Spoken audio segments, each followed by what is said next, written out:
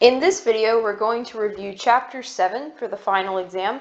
So remember, Chapter 7 was the last chapter we did with trigonometry, and that involved the big list of formulas that you had to remember for the test.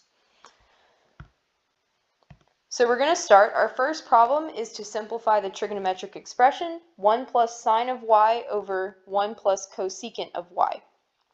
So the first thing you usually want to do when simplifying trigonometric expressions is try to write everything in terms of sine and cosine. So the top of the fraction already has sine, so we can keep that the same. But then on the bottom of the fraction, we have 1 plus cosecant. Now cosecant we can rewrite as 1 over the sine of y. So the next thing we're going to do to simplify is, you notice on the bottom of the fraction we have 1 plus 1 over the sine of y. So we can combine those two things. So we'll still have 1 plus sine of y on the top. And on the bottom we need to get a common denominator. So since 1 doesn't have a denominator, we're going to assume that the least common denominator is sine. So we'll get two fractions like this. And the second fraction already had a denominator of sine, so that's going to stay exactly the same.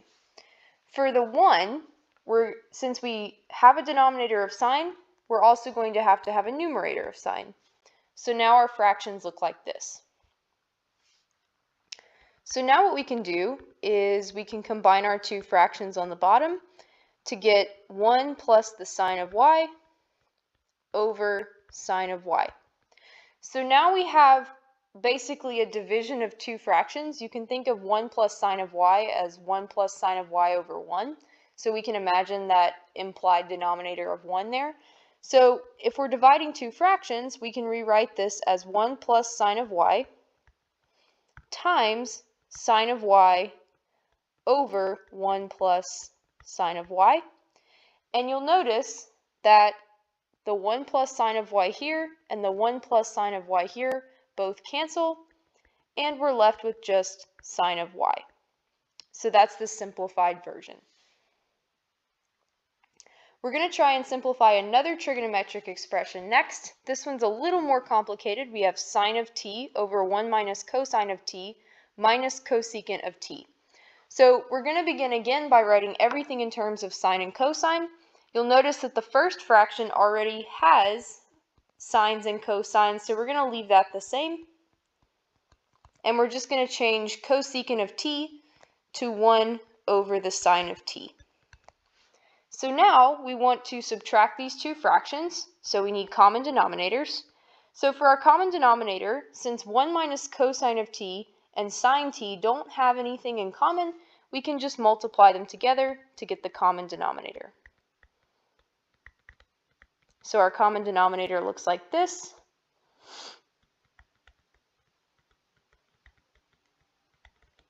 And now we need to decide how each fraction changes when we change the denominator. So for the first fraction, to get from 1 minus cosine of t to our common denominator, we had to multiply it by sine of t. So we're going to do the same thing on the top. So we already had a sine of t. So if we multiply by another sine of t, that's going to give us sine squared of t. For the second fraction, we had a sine of t on the bottom, but then we had to multiply it by 1 minus cosine of t to get the common denominator. So I'm going to multiply the 1 on top by 1 minus cosine of t. So that's our two fractions with a common denominator, and now we can begin to combine them. So if I combine these into one fraction, I get sine squared of t minus, and I'm going to open a parenthesis so that I keep my signs correct. So minus 1 minus cosine of t over 1 minus cosine of t times sine of t. All right, so the next thing I'm going to do is distribute this negative through the parentheses. And so we get sine squared of t minus 1 plus cosine of t over 1 minus cosine of t times sine of t. So at this point, you might be wondering what we're going to do next. Well, if we want to simplify this as much as possible, what we need to do is try to cancel something in the bottom. That would be my guess. So with that goal in mind, we probably need to get everything on the top of the fraction to have the same trig function. So notice right now we have a sine floating around as well as a cosine. So maybe we can change that sine squared into something with cosine in it. And so if you remember the Pythagorean identity, I'm going to do this off to the side. So we have that Pythagorean identity of sine squared t plus cosine squared t is equal to 1. So if we were to solve this for sine squared of t, I just subtract the cosine squared to the other side, and we get 1 minus cosine squared of t. So now I can take this thing right here and plug it in for sine squared of t. So I'll have 1 minus cosine squared of t minus 1 plus cosine t all over our common denominator. Okay, and now I can combine some like terms. So I only wrote the parentheses so you could see what I was subbing in, but these aren't really necessary. So now we can see that the positive one and the negative one are going to cancel out. And then on the top, this means we have cosine of t minus cosine squared of t over 1 minus cosine of t times sine of t. So with the goal of still canceling something in the denominator in mind, now maybe I can factor something out of the top. Well, both terms in the numerator have a factor of cosine, so I'm going to go ahead and factor that out, and we're left with 1 minus cosine of t, which is great because I also have 1 minus cosine of t in the denominator. So these two factors are going to cancel, and we're left with cosine of t over sine of t, which we can simplify to cotangent of t. So your fully simplified version would just be cotangent of t. So that one was a bit complicated, so if you have any questions about that one, please let me know. For our next example, we're going to find sine 2x, cosine 2x, and tangent 2x from the given information. So we're given sine of x is equal to negative 3 over 5, and our angle x is in quadrant 3.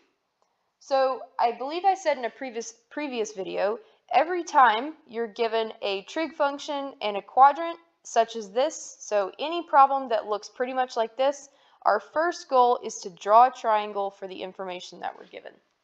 So our angle's in quadrant 3, so if I draw an x-axis and a y-axis, that puts my triangle over here, and so this is my angle x. And so if I want to label two sides of my triangle based off of sine of x, I know sine of x is negative 3 over 5, and I know the hypotenuse has to be positive. So that's going to get a 5, and the vertical side is going to get a negative 3. Now we can use Pythagorean theorem and solve for the missing side of our triangle. So we have 5 squared minus negative 3 squared, and we're going to take the square root of this. So we have the square root of 25 minus 9, which is the square root of 16, which is 4. So in this case, we're actually going to take negative 4 because our triangle's in quadrant 3, so we know that the horizontal side is on the negative x-axis, so we want to pick negative 4. Okay, so our triangle is now fully solved. We have all three sides. So now we can set about finding sine of 2x, cosine of 2x, and tangent of 2x. So sine of 2x, we can write our double angle formula. So we have 2 sine of x. I wrote this too close. So 2 times sine of x times cosine of x. And I'll move cosine of 2x over here. So for sine of 2x, now that I've written the formula, I can just plug in the values for sine of x and cosine of x from my triangle. So according to the triangle, sine of x is negative 3 over 5, and we were given that anyway.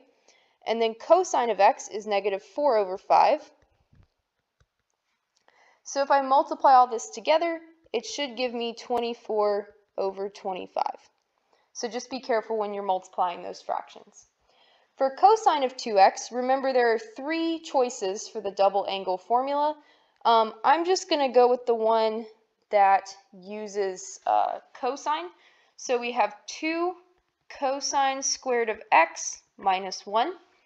And so we can plug in cosine. So we have 2, the cosine is negative 4 over 5. We're going to square that and then subtract 1. So 4 over 5 squared gives us 16 over 25. And if we multiply 16 over 25 by 2, we get 32 over 25. And if we're subtracting 1, this is like subtracting 25 over 25. So 32 minus 25 is 7. So our cosine of 2x is 7 over 25. And then finally, we need to find tangent of 2x. Now, you could use a special formula for this, but the way that I like to do this, because I don't like to remember formulas, is I like to just take the sine of 2x divided by the cosine of 2x, and that's going to give me my tangent. So the sine of 2x was 24 over 25, and the cosine of 2x was 7 over 25. But remember that when I divide fractions, we want to flip the second fraction and multiply. So what this does is this allows the 25s to go away, and our tangent becomes 24 over 7. All right, now we're going to work a similar problem, but instead of double angle formulas, we're going to use half angle formulas. So the first thing we need to do is decide which quadrant our triangle is going to be in, and then actually draw the triangle. So this time we're not actually given a quadrant, we're given some range of degrees for x, but if x is between 270 and 360, this tells us that x is in quadrant 4. So one important thing to note is that x over 2 is in quadrant 2. So when we start doing our half angle formulas, this statement right here is going to be important because it will affect the sign, the SIGN sign, so like positive or negative, of sine and cosine. Okay, so let's draw our triangle. So here's my x and y axis, my triangle's in quadrant 4, and this is my angle x. So secant of x is equal to 3 over 2. So secant is the reciprocal of cosine, so this tells me that cosine is 2 over 3. So when I'm drawing triangles, it's easier for me to think about sine, cosine, and tangent versus the reciprocals. So if cosine is 2 over 3, that means my hypotenuse is 3, and my adjacent side is 2. So once again, I can use Pythagorean theorem to get the missing side. So we have the square root of 9 minus 4, which gives us the square root of 5. And we're going to pick the negative of the square root of 5 because notice that the vertical side is in the negative region for y. Okay, so my triangle's solved. So now I need to work on my formulas. So first, we have sine of x over 2. So this is equal to the square root of 1 minus cosine of x divided by 2. So we also need to decide whether this square root is going to be positive or negative. Well, in quadrant 2, we know that sine is positive, so sine of x, I'll use the same variable. So sine of x is positive, cosine x is negative, and tangent x is negative. So this is how we're going to choose the signs when we work through our sine, cosine, and tangent. So we're going to leave this first square root for sine as positive. So let's plug in cosine of x. So we have 1 minus 2 over 3 divided by 2. So 1 minus 2 over 3 is 1 over 3 divided by 2 gives me the square root of 1 over 6. And so that is actually just 1 over the square root of 6. For cosine of x over 2, the formula looks really similar, except we have 1 plus cosine of x over 2. And remember we said over here that cosine is going to be negative, so we're going to put a negative on the outside of that square root. And so now we just evaluate it very similar to sine. We're going to plug in cosine of x, so we have 1 plus 2 over 3 over 2, which is negative square root of 5/3 over 2. which is negative square root of 5 over 6. And we can't simplify this really, but I'm going to write it as two separate square roots, only because when I go to divide these two answers for tangent, it'll make the canceling a little more easy to see. So our cosine of x over 2 is one of these two answers. So now let's find tangent of x over 2. So just like we did in the last problem, we're just going to take our answer for sine and divide it by our answer for cosine. So sine was 1 over the square root of 6. Cosine was negative square root of 5 over square root of 6, but I'm going to flip that fraction and multiply. So my answer for tangent is negative 1 over the square root of 5.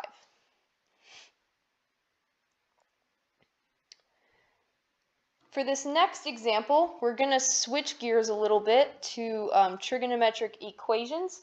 So remember that when you have trigonometric equations, you basically have two types of directions that are possible. They can either ask you to find all solutions, as they've done here, or they can ask you to find the solutions on 0 to 2 pi. If they ask you to find all solutions, they're looking for a general solution. So remember, that's when we had to add like 2 pi k or pi k to the solutions that we got. So that's what we're going to have to do for this problem because it says to find all solutions. So we begin a trigonometric equation just like we begin any other equation. The goal is to get the trigonometric function by itself. So I'm going to add 3 to the other side. So we have 4 sine squared of theta equals positive 3. So sine squared of theta is equal to 3 over 4. And if I square root both sides, I get that sine theta is equal to plus or minus the square root of 3 over 2. So now I want to go back to my unit circle and think about which angle has a sine of the square root of 3 over 2. So these angles are going to be pi over 3, 2 pi over 3, 4 pi over 3, and 5 pi over 3. And the reason we need to use all 4 of these angles is because notice the plus or minus sign from taking the square root. That tells us we want to use all 4. So these would actually be solutions on 0 to 2 pi. So if the directions had asked you for that, this would be the 4 solutions you would give.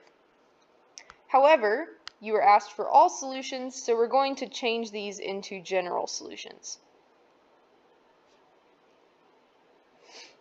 So the way we do this is we begin by taking a solution and we just add 2 pi k to it.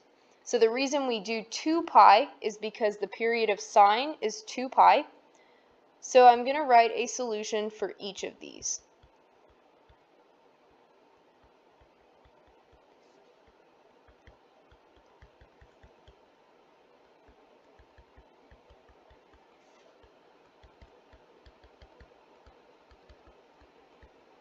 Okay, so those are my 4 general solutions.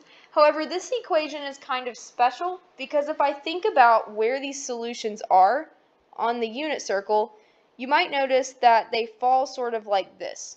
So we have pairs of solutions that fall across from each other along a straight line on the unit circle.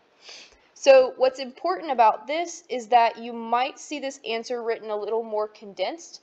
So instead of taking all 4 solutions for the general solutions, you could condense it into 2 and say theta is equal to pi over 3 plus pi k, and that would take care of this first line right here. And then for the second answer, you could say theta is equal to 2 pi over 3 plus pi k, and that would take care of this other line right here, rather than having to write out all 4 solutions. And then finally, we have one more trigonometric equation. We have 3 times sine squared of theta plus 14 sine of theta minus 24 is equal to 0. So when you see an equation like this with a quadratic, so that means degree 2, so the biggest power is 2, And you notice we've got this middle term as well, where we just have like a degree of 1. You want to solve this as if the equation was just 3x squared plus 14 minus 24 is equal to 0. So the sine of theta behaves very similarly to x. So if we were given an equation like the one I wrote below, the first thing we'd want to do is try and factor it. So the one above is no different. So if I was going to factor this equation with the x's, I would start by writing 2 sets of parentheses, and I want to think about how can I break up 3x squared. Well, there's only one way to break up 3, and that's into 3x and x. So the only way to break up 3 is 3 and 1. Now I want to think of how can I break up negative 24 so that when I FOIL these factors back out, I get 14 in the middle. So it might take you a couple of trial and errors, but the one that's going to work is 3x minus 4 times x plus 6. So if you quickly wanted to check this, you could multiply 3x and 6 and say that that's 18, and then negative 4 and x, so we'd have 18 minus 4, which indeed gives us 14. So this is a good factoring. So if we factored this equation with x like this, the equation with sine is going to be the exact same thing, except in the place of x, we're just going to write sine. So our factors become 3 times sine of theta minus 4 times sine of theta plus 6 is equal to 0. So just like if this were a normal equation, we would want to take each factor and set it equal to 0.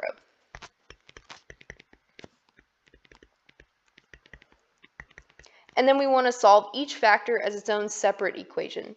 So for the first one, we have 3 sine of theta is equal to 4. So sine of theta is equal to 4/3. Now, 4/3 is greater than 1. And from what we said about sine in class, we know that sine can never be greater than 1. So there's going to be no angle that has a sine of 4/3. So we can say for this factor, we have no solution. For the second factor, we can try to solve this one as well. We get sine of theta is negative 6, but negative 6 is less than negative 1. So remember that sine, the biggest number it can be is 1, the smallest number it can be is negative 1. So this is a similar situation to the first factor, and we get no solution. So because both factors gave us no solution, that means the entire equation has no solution. So if one factor gave you no solution, but you did get solutions from the other factor, your answer would just be the solutions that you do get. So the only way you can have no solution is if your problem looks like this and every single factor gives you no solution. So that's the end of our Chapter 7 review, and next up we'll have Chapters 8 and 9.